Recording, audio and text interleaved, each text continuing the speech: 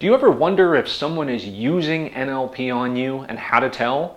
Well, I'm going to answer that question now, so stick around.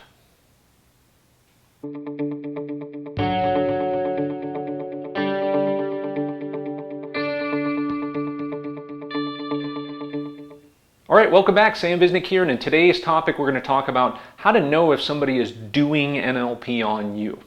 Now, first and foremost, neurolinguistic programming, if you're not already familiar with it, is a system that is based upon modeling successful behaviors that other people are doing. Initially, it was based upon modeling behaviors of psychotherapists and how they were able to get successful results with patients over and over again, but that quickly expanded into other fields. So, for example, how do successful salespeople do what they do? There are certain internal states that they have, beliefs that they may have, and also languaging structures in the way that they talk to other people. And if we can model those behaviors, then we can get the same success. Now, unfortunately, NLP has gotten a bad name because some individuals have decided to use neurolinguistic programming to do nefarious things. Now, that is going to lead to people feeling like they might be getting manipulated and taken advantage of. So you're going to want to know if people are doing NLP on you. Well, there's no simple answer to that. I would say, in my experience, it's quite easy once you're familiar with what neurolinguistic programming is, and of course, if you've come across many people that do this kind of work, whether or not somebody is trying to use certain techniques on you, because it's fairly obvious. Okay? So in the field of neurolinguistic programming, let's just be frank, there are not a lot of people who are very, very good with it. So it sounds very robotic when people are trying to do NLP, especially if they're a beginner. They oftentimes use what we call the meta model in excess, always asking specific questions that are leading questions, and it sounds very unnatural in conversation. Okay? So, but generally speaking, it is important also to understand that neurolinguistic programming, as I mentioned, is based upon successful traits and things that people already do. So that means that there are naturally people who are very influential. There are naturally people who are very good at sales who may have never even heard of neurolinguistic programming. So if you run across people that are potentially trying to manipulate you, they may be manipulating you because they are manipulative, and they naturally do that. So it's hard to accuse them of doing neurolinguistic programming when they don't even know what that is. Okay? So obviously with neurolinguistic programming, what most of the time people are attempting to do is to shift your internal states.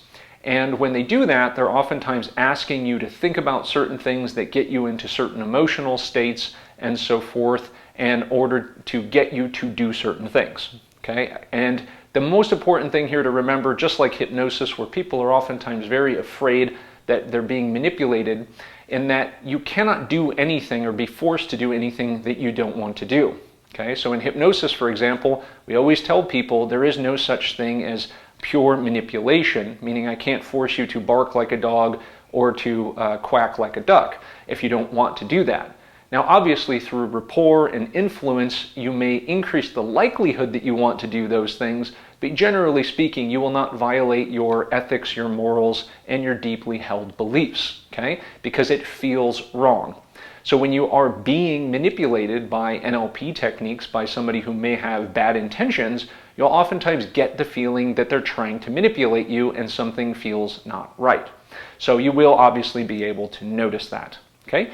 So being manipulated by NLP is something that a lot of people are concerned about, but the best defense, of course, against that is just understanding what people are saying when they're using languaging techniques. And the best way to do that is to take neurolinguistic programming training. So one of the best things that you can do is learn the communication model through neurolinguistic programming, and the two best parts of that, in my opinion, to begin with, are what's called the meta model and the Milton model. So when you begin to listen to language, you can listen to what people are saying, and you can decipher what they are trying to infer or what information they're trying to gather from you, and therefore you will be able to resist what information they may want to get from you because you're listening to what they're saying. You may be able to answer or respond with counter questions and be able to shut down that invasiveness if that's what you feel is occurring.